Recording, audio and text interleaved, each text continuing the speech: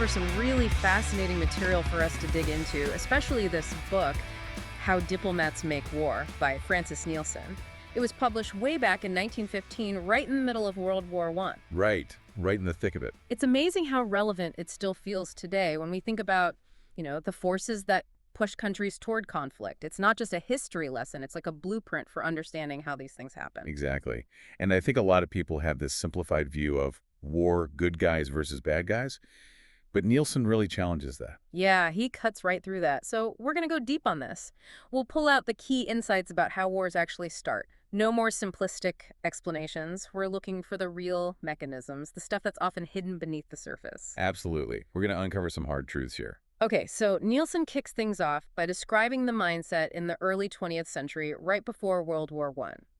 He talks about this prevailing belief that on one side you had the great democracies, which, oddly enough, included Tsarist Russia. Right, bit of a strange grouping there. And on the other side, you had Germany, painted as the ultimate villain, good versus evil, pure and simple. Yeah, that was the narrative. But what's really interesting is how Nielsen pushes back against this. He says war isn't just about one nation's wickedness. It's much more complicated than that. He argues that it comes from a complex mix of things: economic forces, the drive for empires, and the often unseen hand of diplomats pulling strings behind the scenes. And it makes you wonder, how often do these simple stories about good and evil actually hide the real reasons for conflict? All the time.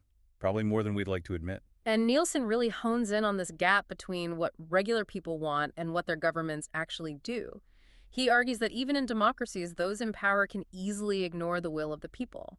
It's a pretty powerful point. Makes you think, has that really changed all that much? That's the question, isn't it?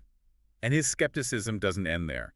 Nielsen was deeply suspicious of all those idealistic slogans like "a war to end all wars." He had this deep understanding of history, and it led him to believe that those same interests controlling things before a war would also be the ones calling the shots during the war. So much for those lofty goals of peace and justice. Exactly. And this is where his analysis of armaments, of the whole business of weapons and armies becomes really important. He dedicates 2 whole chapters to it, chapters 6 and 7. Right, that's where he really digs in. And his core argument is that these industries that build weapons, these companies that profit from war, they actually thrive on fear. They need a constant atmosphere of suspicion and anxiety to keep making money, what he calls panic mongering. It becomes a self-fulfilling prophecy. Absolutely. And he says it so bluntly.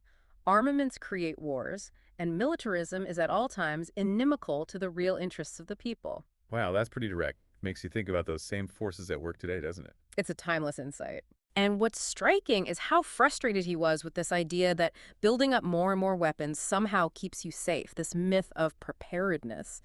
But history seems to show that an arms race can actually make conflict more likely, not less. It's a paradox. Hmm. Why do you think that idea, that myth, is so enduring?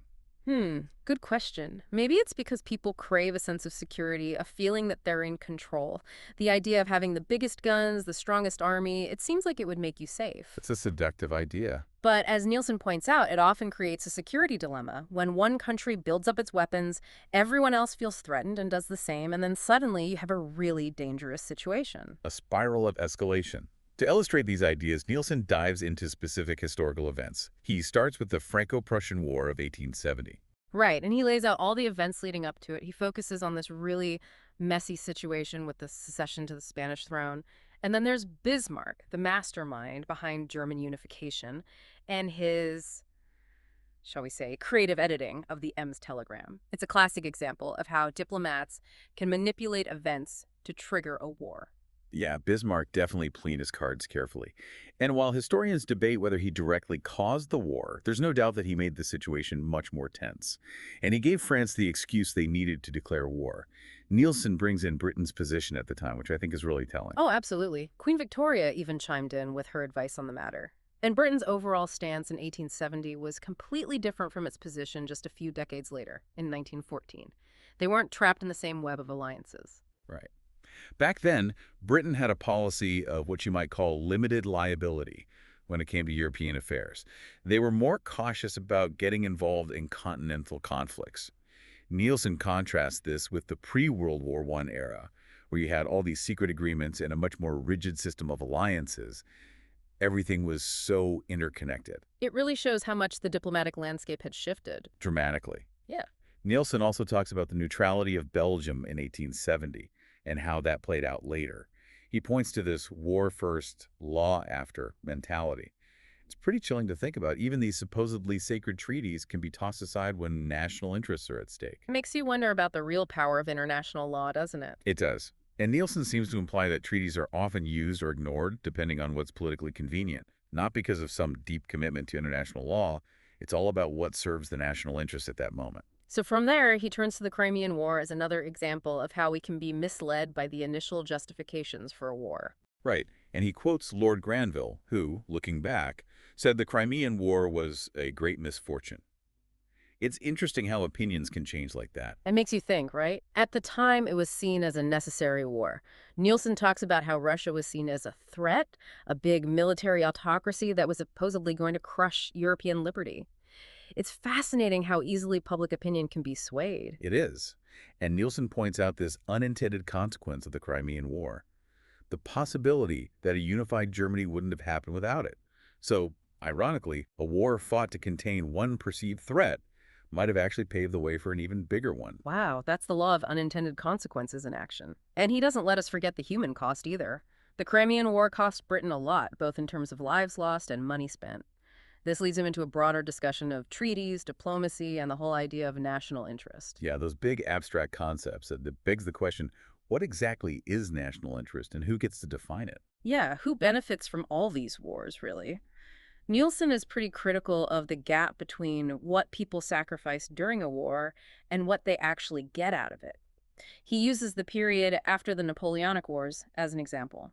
He points to the huge increase in national debt in Britain compared to the very little improvement in the lives of ordinary people. The costs and benefits are rarely evenly distributed. Right. And then he brings up that infamous phrase, the scrap of paper, the Treaty of 1839 that guaranteed Belgium's neutrality.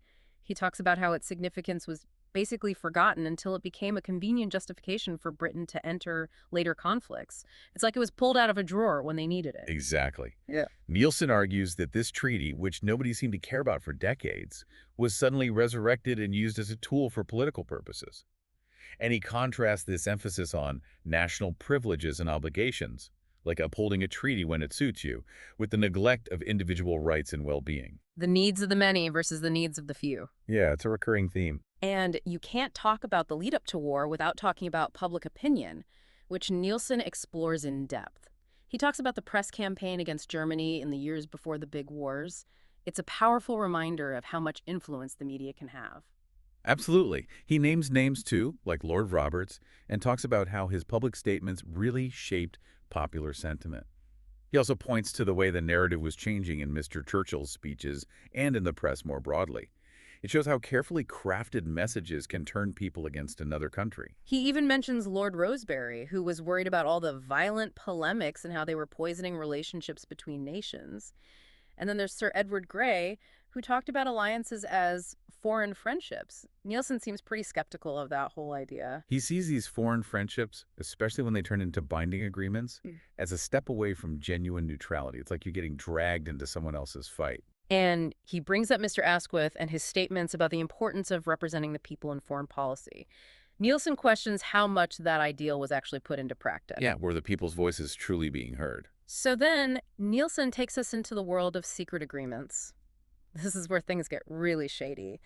He shines a light on the Anglo-French agreement, which had all these controversial secret clauses. It's pretty unsettling to think about these deals being made without the public knowing. It is, and what's really troubling is that even high-ranking officials like Mr. Asquith might not have been fully aware of these secret commitments, or at least they were very reluctant to talk about them. Nielsen lays out how Morocco was divided up through secret agreements between Spain, France, and Britain. And these agreements went completely against the public statements about Morocco's independence. So much for transparency. It highlights a huge disconnect between what governments say and what they actually do. And the word Nielsen uses, perfidy, really captures that sense of betrayal. It's like a stab in the back.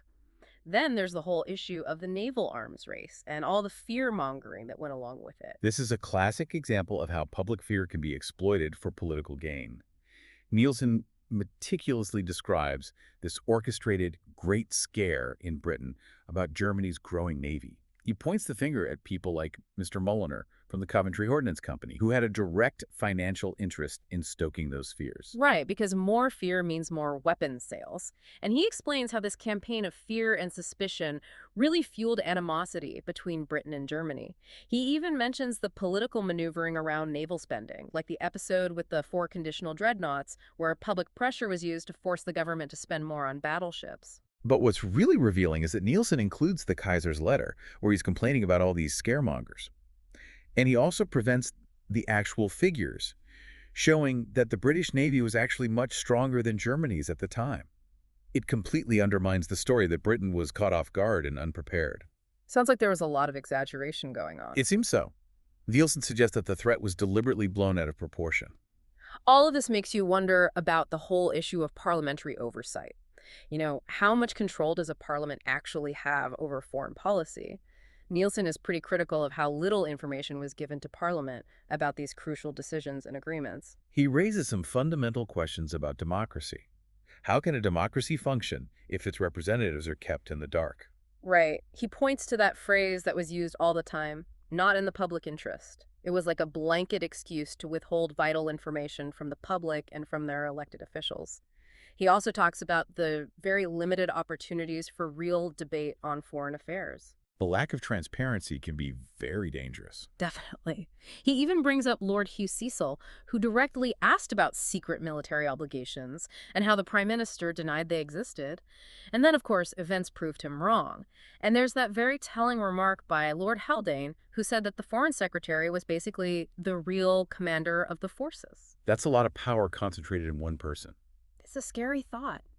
So, Nielsen brings us to 1914, right to the edge of the abyss. It's almost surreal when he describes the atmosphere in Europe in those early months of that year. It seemed peaceful, despite all the internal political turmoil going on in Britain. Even the king's speech suggested that things were fine with Germany. It's hard to believe how quickly everything changed. It is. And then you have Lord Haldane, who described Europe as an armed camp, but also said there was a better chance of peace than ever before. But then Churchill later revealed that there were all these secret naval deployments and agreements already in place. So many mixed signals. It's like everyone was preparing for war, but nobody wanted to admit it. And then the diplomatic crisis. In July 1914, everything explodes. Nielsen mentions that Germany initially wanted to avoid a big European war, and Sir Edward Grey tried to mediate, but it didn't work. It was a cascade of miscalculations and missed opportunities. And then everyone starts mobilizing their armies, and diplomatic positions harden. Nielsen also points out how all the diplomatic communications were kept secret, and the British White Paper, which laid out the government's position, wasn't released to Parliament until it was too late. It's like they were trying to control the narrative right up until the very end. Absolutely. So the war begins, and everyone wants to blame someone, the Kaiser, for example. But Nielsen says we need to look deeper than that. It wasn't just one person's fault. He reminds us of what Churchill said in 1912, that the great powers of Europe were at peace but were somehow driving themselves toward war. Nielsen says the diplomats played a big role, maybe because they were so caught up in their own games of strategy and negotiation that they lost sight of what was really at stake. They forgot about the human cost. They did. And Nielsen also briefly touches on the internal political problems in Germany, France, and Austria. He suggests that those internal pressures also played a role in creating a volatile situation. And he mentions the surprisingly quick shift in public opinion towards war in July 1914. It's a stark reminder of how quickly people's attitudes can change. How quickly they can be swayed. Exactly. And looking further back, he briefly considers longer-term historical perspectives on potential threats, like Russia. But ultimately, Nielsen comes back to his main argument, that the tangled web of diplomacy, the secret deals, the power of the arms industry, and a nationalistic press all came together to lead Europe into a devastating war. So we've covered a lot of ground here. What we see from these sources, especially Nielsen's book, is this complex and often disturbing picture of how wars really happen. It's not about simple events or evil villains. It's about a whole system of forces that can push us towards conflict. And it's a system that's still very much with us today. That's what makes it so relevant. So as we wrap up this deep dive, I'm left with this question. What can we actually do to prevent these kinds of disasters from happening again? How can we make sure that diplomacy serves the interests of the people, not just the interests of the powerful? It's a question that we have to keep asking. Because as Nielsen shows, those forces that led to war in 1914, they're still out there. We need to be aware of them, and we need to find ways to resist them. Absolutely. Understanding the past is the first step to avoiding repeating it. And I hope this conversation has inspired our listeners to dig into these sources themselves and to think critically about the world around them. Because as we've seen, the path to war is often paved with good intentions, and it's up to all of us to make sure we don't end up sleepwalking into another disaster.